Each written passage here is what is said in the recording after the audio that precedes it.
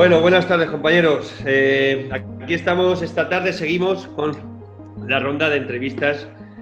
En este caso, pues, contamos con la colaboración y con la presencia del compañero del podólogo Eugeni Llorca, ¿no? Es director y podólogo, gerente de la clínica PEU Clínica de Podología. Y bueno, pues es un compañero que tiene una mente especial. Hace grandes trabajos y trabaja mucho y muy bien el mundo de la podopediatría y el mundo de la podología deportiva.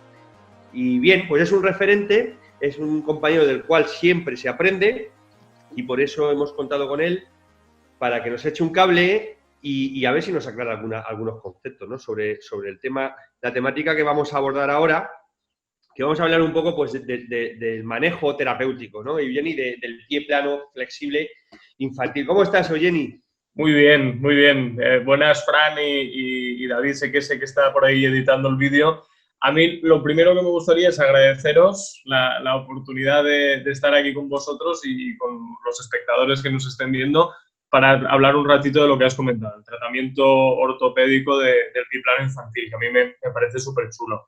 Y además, después de haber entrevistado al elenco de compañeros podólogos que habéis entrevistado, en fin, pues del más alto nivel, ¿no? Para mí es un honor.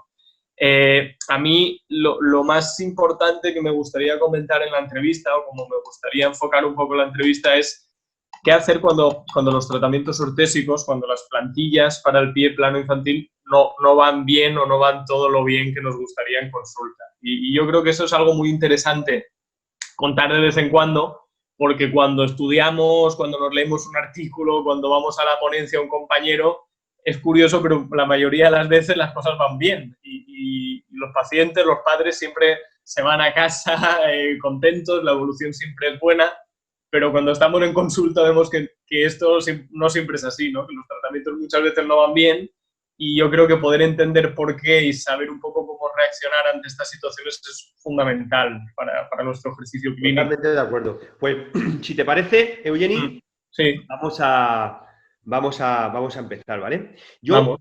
Mira, cuando hablamos del pie plano flexible, ¿no? El otro día estuvimos hablando con el profesor Roberto Pascual, con un compañero, con Robert, y estuvimos hablando del pie plano infantil, ¿no?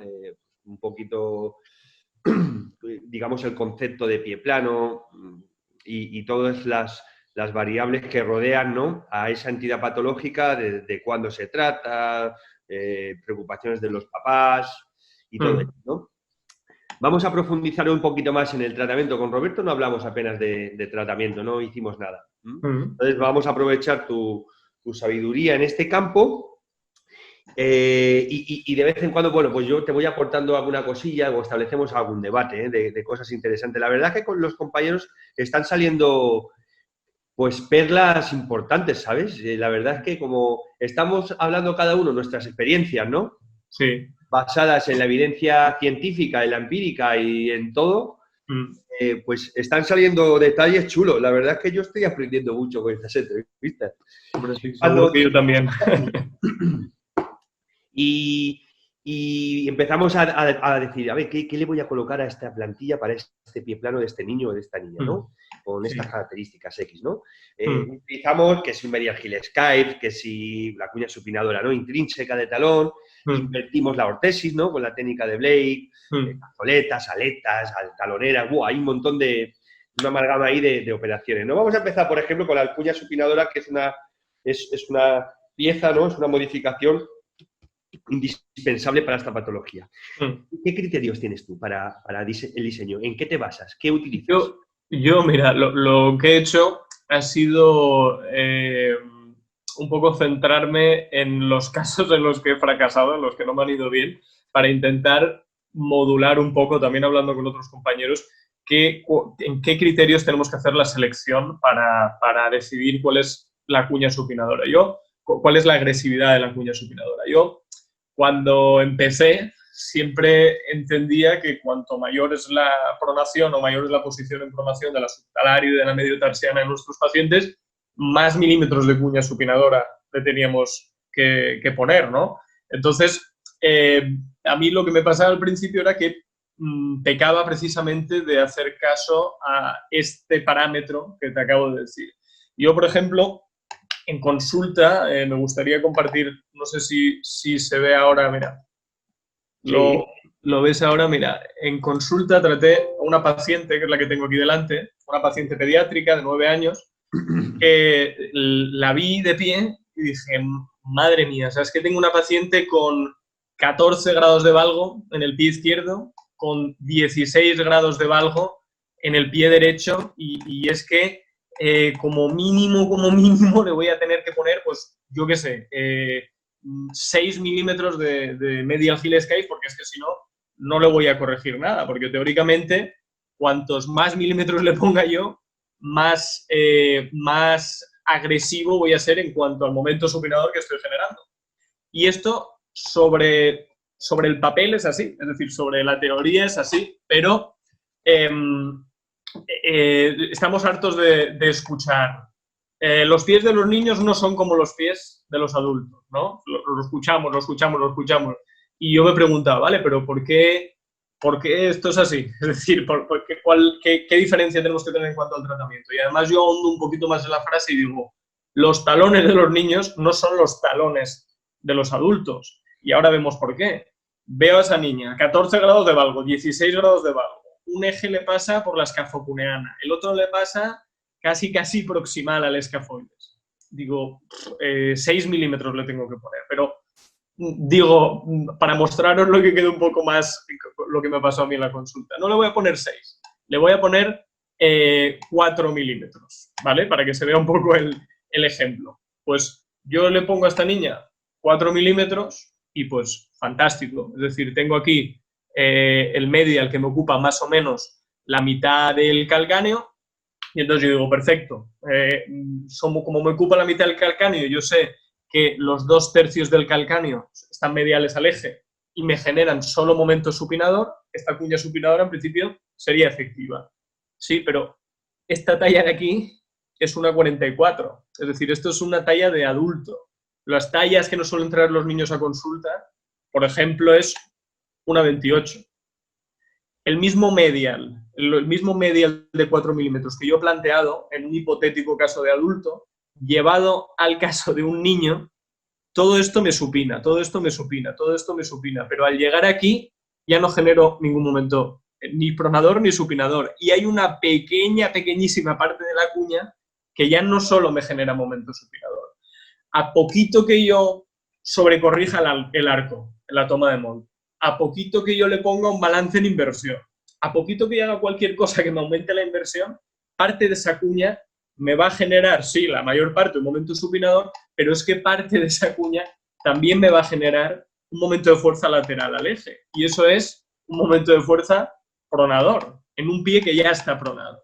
Pero yo me centraba en la PRSA y decir, es que está posicionada en una posición muy en valgo. Le voy a tener que generar más momento supinador. Y ahora voy a mostrar lo que hice, que teóricamente es lo que me parecía mejor idea en ese momento, que era ponerle ese medial de 6 milímetros que habíamos dicho. Pues vuelvo a decir, mira, medial de 6 milímetros. Todo el talón. Casi todo el talón, o sea, me queda ya, eso es la máxima cuña que digamos que podría tolerar un paciente, pero vuelvo a decir, es que estamos en una talla 44. si yo esto lo llevo a la talla del niño, esto que es un medial o una talonera puesta así de lado. Es decir, tengo una parte de la cuña supinadora que me supina, pero tengo otra que me genera un momento pronador. Y estos errores se penalizan mucho más en los talones de los niños, porque los talones de los niños son pequeñitos y estrechitos. Entonces, ¿cuántos milímetros le pongo de medial heel scale al niño? Yo no puedo atender a los milímetros para decidir si ser más o menos agresivo. Y me puede decir una persona, bueno, yo es que no utilizo ni ortesis funcionales ni utilizo medial heel scale. Yo le tomo un arco. Ya, pero es que si yo le tomo el molde haciendo el test de Jack, por ejemplo, o haciendo otras maniobras que me modifiquen la altura y la forma del arco, o le pongo un balance en inversión muy agresivo, voy a estar haciendo exactamente lo mismo. voy a estar generando un momento compresivo sobre escafocuneana, sobre base de M1, que no me va a supinar el pie, sino que me va a generar una fuerza compresiva, me va a dejar M1 en el aire y me va a generar un plano inclinado sobre el que el pie resbala en la misma posición de pronación, pero fuera de la plantilla. Entonces, yo esto fue lo que le puse a la paciente. En un ¿Y qué pasó? Pues me viene a los 6 meses, ¿vale? La paciente. Y le digo a la madre, ¿cómo está? Y me dice, yo la veo igual. Yo la noto que no ha mejorado nada. Se cansa cuando hace ejercicio, le duele la cara anterior de los muslos, las rodillas. Y le digo, bueno, pues descálzate, tal, voy a revisar los zapatos, las plantillas. Veo los zapatos y digo, joder, pero vamos, el mejor podólogo del mundo quisiera hacer esto con unas plantillas de resina. Es decir, le he deformado los zapatos en varo con las plantillas que yo le había puesto. Pero después le digo a la paciente, a ver, guapa, ponte encima las plantillas. Y esta era la paciente encima de las plantillas. Fíjate, el arco, o sea, el tubérculo lateral externo del calcáneo fuera de la plantilla.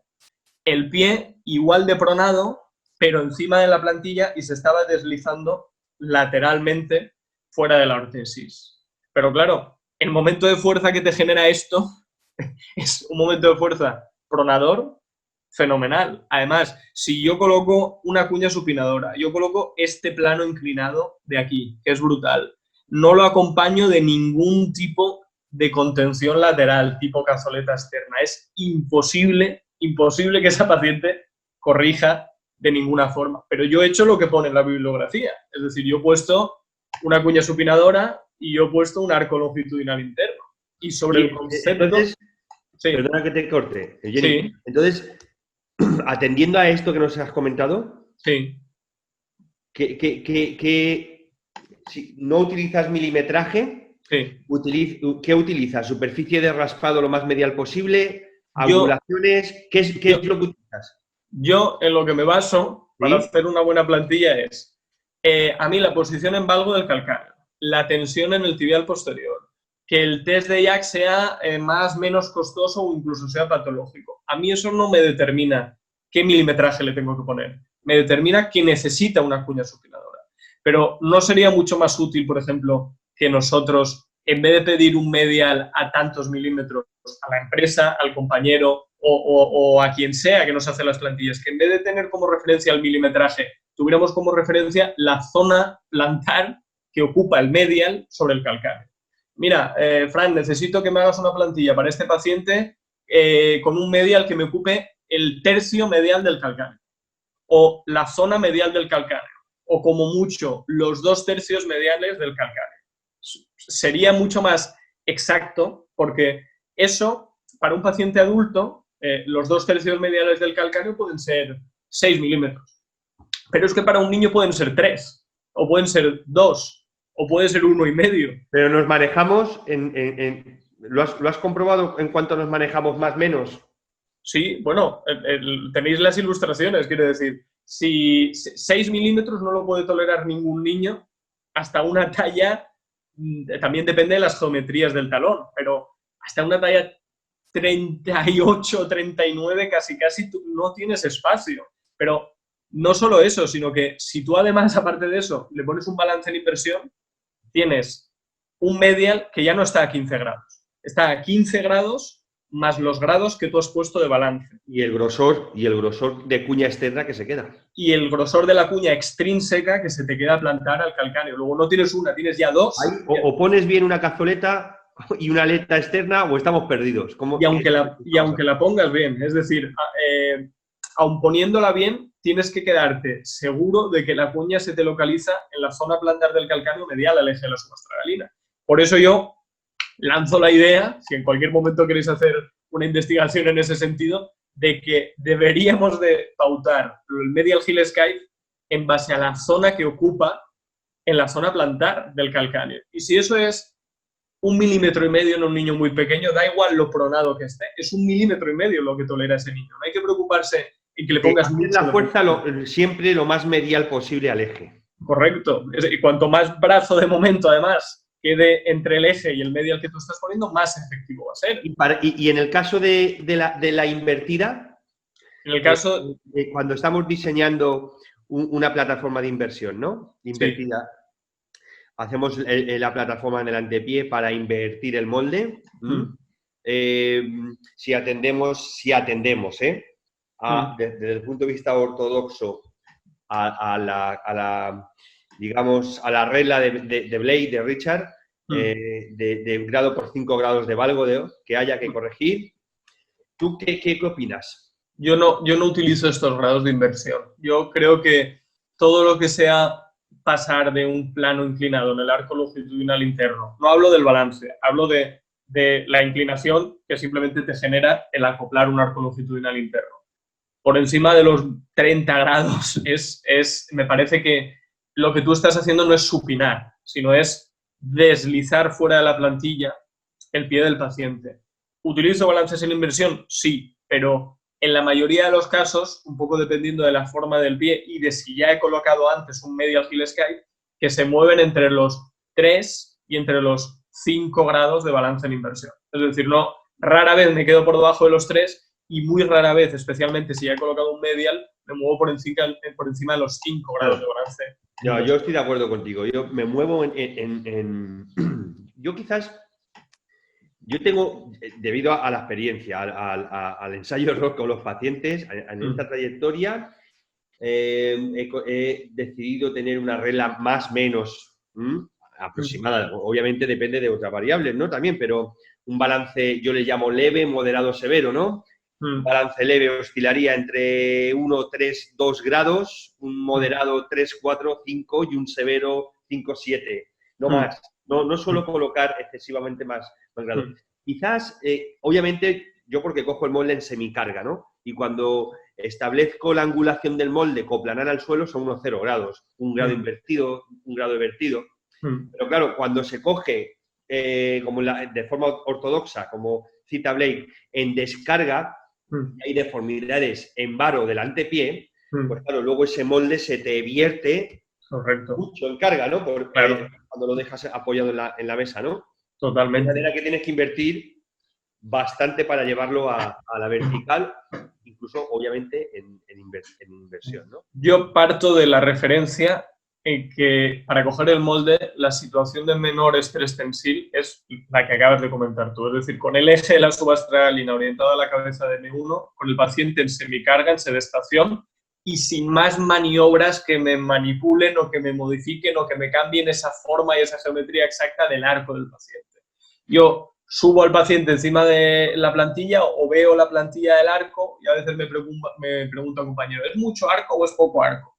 Pues no lo sé, porque no he visto al paciente. Pero si ese es el arco que tiene el paciente estando en descarga, sentado o en semicarga, con el eje de la subastragalina orientado a la cabeza de N1, ese es el arco que necesita el paciente. Yo parto de esa referencia. ¿Y dónde?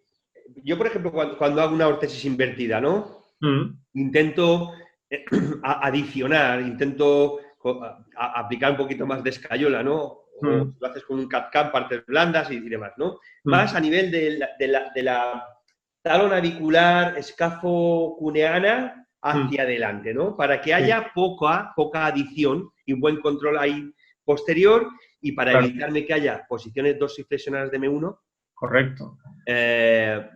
Bajo el arco. ¿Tú estás de acuerdo? ¿Qué opinas? Yo opino exactamente eso. Yo incluso bajo un poquito también esa zona escafocuneana, pero sobre todo, el acople donde tiene que ser muy bueno es en esa zona. Donde tiene que haber un poquito de desacople es en zona distal de la diáfisis plantar de N1, porque todo lo que acoples ahí es tensión en la fascia plantar que estás tocando como una guitarra que me va a plantar flexionar el hallux y que me va a generar una luz limitus funcional si yo estoy utilizando un material rígido, que es lo que debería utilizar. Y los pacientes se cansan, notan rigidez en el paso, notan molestia, les salen ampollas en esa zona. Entonces yo también suelo utilizar a la hora de adicionar lo que estás comentando. Mantener el acople en 2/3 proximales, pero en la zona distal del arco puedo dejar un poquito más de espacio para que plantar flexione. Ese es uno de los motivos que Blake nos decía, hemos entrevistado a Blake. Ha hablado de diferentes patrones de marcha patológica. sorpresa, no ha hablado de la ortesis invertida, ¿sabes? Ha hablado de patrones de marcha patológica, pero bueno, ha sido una pasada oírlo. Pero Sí. él sí que es verdad que cuando empezó a invertir las ortesis más allá de la posición a 0 grados que en la escuela le enseñaron, cuando empezó a invertir tenía problemas de tensión fascial, de posición invertida del pie, y es cuando Claro. decidió bajar, adicionar más distalmente, ¿no? Y los Sí. materiales, ¿qué materiales, imagínate, ¿no? ¿Qué consejo le podrías dar a un compañero que sale de la facultad? Yo, No tiene experiencia, ¿y qué material le pongo a esta plantilla? mira, estuve en la Complutense de Madrid, donde el 90% de las plantillas que se hacían eran de EVA y el 10% de las que podíamos hacer de polipropileno las mandaba Ángel Orejana. Y ahora, por ejemplo, trabajo en mi consulta con ortesis de resina. Y al final, después de trabajar con uno, de trabajar con otro, lo que puedo decir es que no es mejor utilizar un material u otro material, sino tener claro qué rigidez soy capaz de conseguir con ese material. Entonces, si yo ya he conseguido medializar el centro de orientación de presiones, acoplar bien el arco, poner la cuña supinadora suficiente, poner el balance en inversión suficiente, la cazoleta externa, lo he acoplado bien y ahora le pongo el dedo encima de la plantilla y me cede, el niño corriendo, saltando, brincando encima de la plantilla, ¿qué me va a hacer? Lo mismo, Ciclo tras ciclo, tras ciclo. tras ciclo, lo mismo o más. Y las correcciones se basan en acomodaciones de partes blandas en niño a esa situación de ventaja mecánica que yo he generado con la plantilla. Si yo no soy capaz de generar esa ventaja, no voy a corregir. Es imposible. Pero eso lo puedes... Dime, perdona. No, sigue, sigue. Pero eso lo puedes conseguir con un polipropileno de 4 milímetros, sin ningún tipo de problema, lo mecanizas o lo haces tú y después lo posteas o bien sobre polipropileno también o bien sobre un EVA de alto Shone, o yo, por ejemplo, en consulta trabajo con resinas, solo con flex, no utilizo flux, de entre los 5 y los 6 milímetros. Una vez fusionado todo esto, el grosor no queda excesivo, sobre todo si lo sabes biselar y los que sabes manejar bien. Es cierto que quedan algo más pesadas que en polipropileno, pero después posteo no solo el retropié, sino que posteo también la columna interna.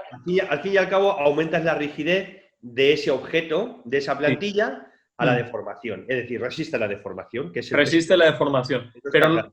Pero la talonera y sí. cazoleta. Yo, la cazoleta... Porque sabes que ahí en la talonera, perdóname, Jenny, sí. sabes que aquí en la talonera, macho, hay una cantidad de divergencia, ¿no? Que cuánta coloco, que si coloco tanta altura, que si coloco altura y luego la quito, que si... No sé. ¿Qué consejo darías tú? Yo, mira, en cuanto a la talonera, dejando la cazoleta a un lado. Al final, es lo que has dicho tú, le preguntes a quien le preguntes, te va a decir su forma de verlo. Yo te comento mi teoría. Ahora te digo en cuanto a la agresividad, en cuanto a la pauta de la talonera. Si tú colocas una talonera pensando que el niño va a mejorar la elasticidad del gemelo cuando se la coloques, no se la pongas, porque no lo vas a conseguir. O sea, no vas a conseguir nada. Pero si se la colocas para bajar el grado de rigidez a la flexión dorsal que tiene el niño, de tobillo, se la colocas para evitar las compensaciones en pronación, en rotación externa que está haciendo ese niño a la hora de caminar, es un tratamiento muy efectivo. Luego yo coloco taloneras sin ningún tipo de problema. ¿Las retiras o no las retiras? Yo reviso cada 3-6 meses. Si el niño ha ganado, ha bajado la rigidez a la hora de intentar hacer flexión dorsal de la tibioperonea astragalina, yo la rebajo 1 milímetro de talonera. Ahora, siendo sincero, esto no me pasa la mayoría de las veces. Es decir, la mayoría de las veces el niño o no ha ganado o con el crecimiento y la elongación de las partes blandas ha empeorado. Aquí te puedes plantear dos cosas. ¿Retiro la talonera porque estoy fijando el acortamiento o no retiro la talonera? Mi posición es, yo no creo que por colocar una talonera de 5, 4, 6 milímetros vaya a estructurar nada que el niño no me traiga ya estructurado cuando viene a consulta. No, es que eso es como un tacón de 8 centímetros que se pone una señora que cuando se lo quita se va hacia atrás, sí, pero es que un tacón de 8 centímetros son 8 centímetros y 5 milímetros son 5 milímetros. Y aún así, la señora de 8 centímetros, si durante un año bajara progresivamente, al final volvería a un rango de movilidad normal. Luego, si me preguntas, ¿la pones con el plan de retirarla a un tiempo? Si el niño mejora drásticamente de la rigidez de su fascia muscular de gemelo isorio, sí. Si el niño no mejora, yo no la retiro. Porque la alternativa es que ese niño no corrija y que el día de mañana dependa de una plantilla para realizar ciertas actividades. Pero si yo no corrijo el grado de retracción de musculatura posterior, pero posiciono el pie en una situación de ventaja y el niño lo único que arrastra el día de mañana es ese acortamiento, pues prefiero que necesite una zapatilla de un drop 10-12 o que necesite utilizar un zapato un poquito más elevado a que se condicione a utilizar un tipo de plantilla. Total, entonces, yo igual, ¿eh? Yo opino igual. Talonera siempre. En los planos asociados a esa retracción gastrosólea, ¿no? Sí, pues, sí, o sea, claros acortamientos, no que tenga 10 grados de flexión dorsal, no, claros acortamientos. Que tenga... Y, Eugeni, mira, yo le comentaba a Roberto qué parámetros, por ejemplo, ¿no? Imagínate que vamos a hacer la revisión del paciente, ¿no? Sí. Viene a los 6 meses, ¿no? Y dices, bueno, voy a ver que si ha habido algún cambio morfológico, ¿no? Posicional. Sí. De este pie. Antes tenía, no sé, vamos a poner un ejemplo, 14 grados de valgo, ¿no? Sí. Y ya lo mido y tiene 10 o tiene 12, ¿no? Vale, pues bueno, ya tenemos ahí la PRCA que puede ser un valor para monitorizar la efectividad del tratamiento, ¿no?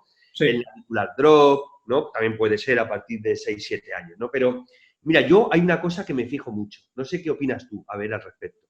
Y es la posición de M1 en descarga. Es decir, cuando veo a mi paciente, niño, y veo que en descarga su arco medial ha aumentado en descarga y que tengo una flexión plantar del primero, leve, me gusta. Porque quiere decir que he sometido a ese pie a momentos de fuerza plantaflexores sobre M1.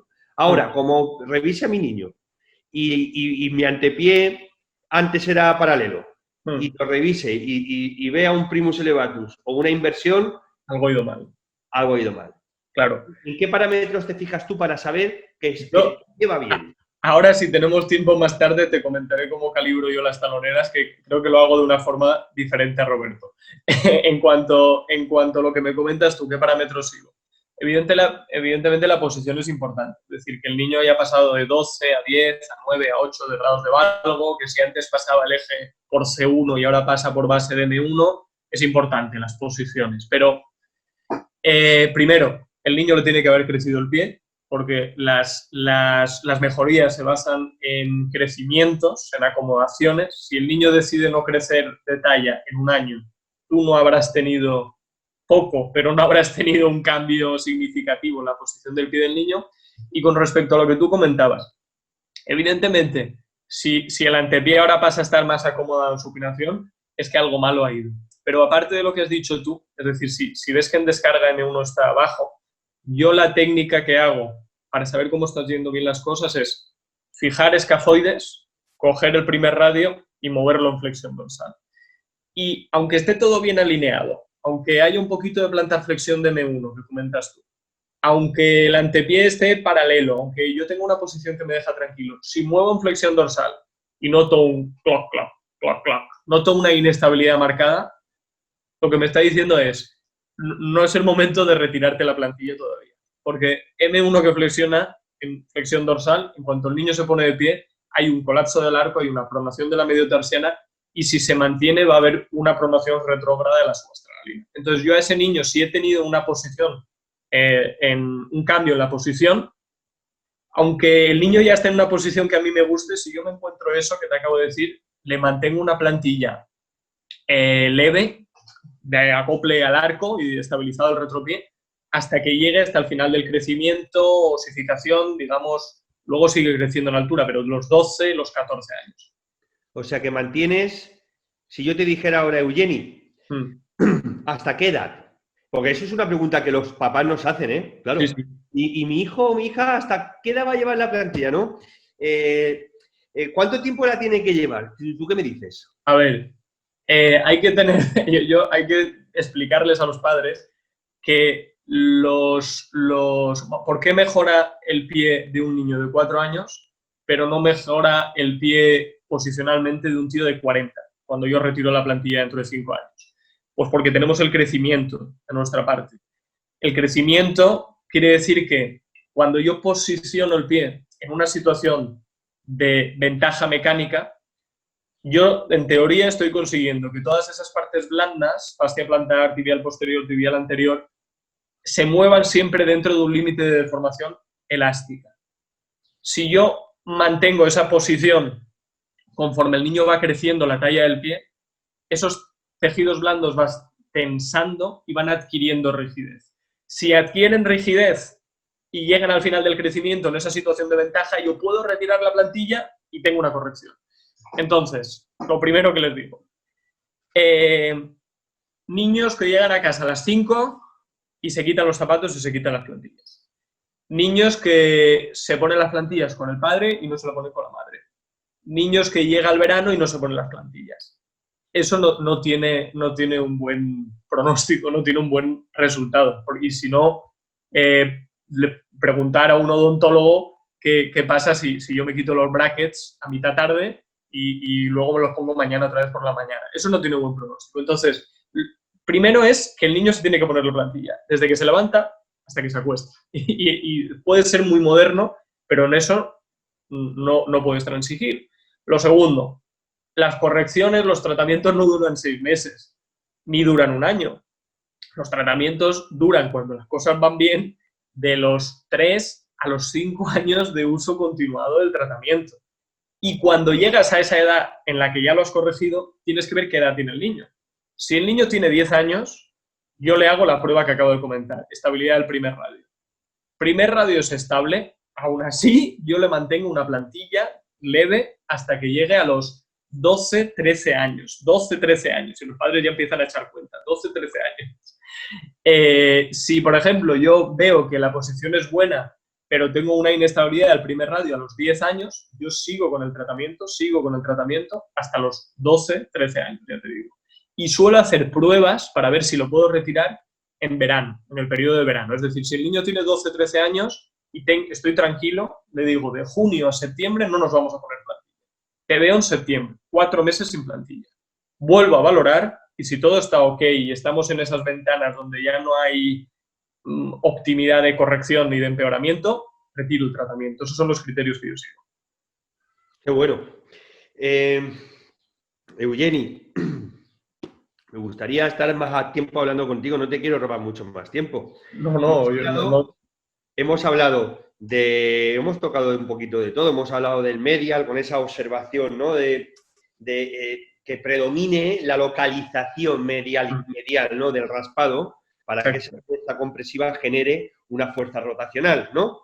Sobre el eje de rotación. Cuanto más medial, obviamente, mejor. Nos has dicho también cositas sobre el bio. Sí. Hemos hablado también de los materiales, ¿no? Que lo importante es que más que el tipo de material, que consigamos la rigidez de la ortesis plantar más efectiva posible, ¿no? Eso es. Y las cazoletas es importante utilizarlas para evitar, pero de ahí, matízame alguna cosita más de las cazoletas para terminar. Mira, la cazoleta sí que es verdad que no es necesario en el 100% de los casos, pero pasan 2 cosas.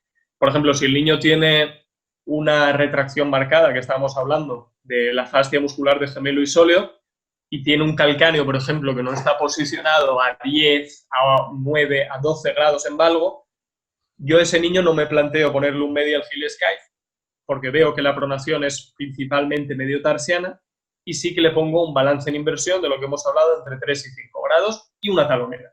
Entonces a ese niño yo no le pongo una cazoleta, aunque no es mala idea siempre acoplar un poco de cazoleta externa. Pero siempre que yo coloco un medial heel skive y un balance en inversión, yo siempre coloco una cazoleta externa e incluso un poquito de aleta externa. Porque si no la pones, te expones a 2 cosas. A que el tratamiento no vaya bien, porque el pie se desliza fuera de la plantilla, o condicionas a que el niño tenga que utilizar un zapato con un contrafuerte muy rígido, que en la mayoría de los casos son zapatos ortopédicos. Entonces, si yo pongo medial y pongo balance, porque considero que la posición subtalar es en marcada pronación, siempre lo asocio a cazoleta externa y un poquito de aleta externa, porque si no, es exponerte a que el niño se ponga esos zapatos con contrafuerte rígido y muchas veces supone un problema. Pues, compañero y amigo, ha sido un placer hablar contigo. Nos has aquí, yo ya tengo apuntadas algunas cosillas, algunas perlas, que yo sé que la gente lo va a agradecer.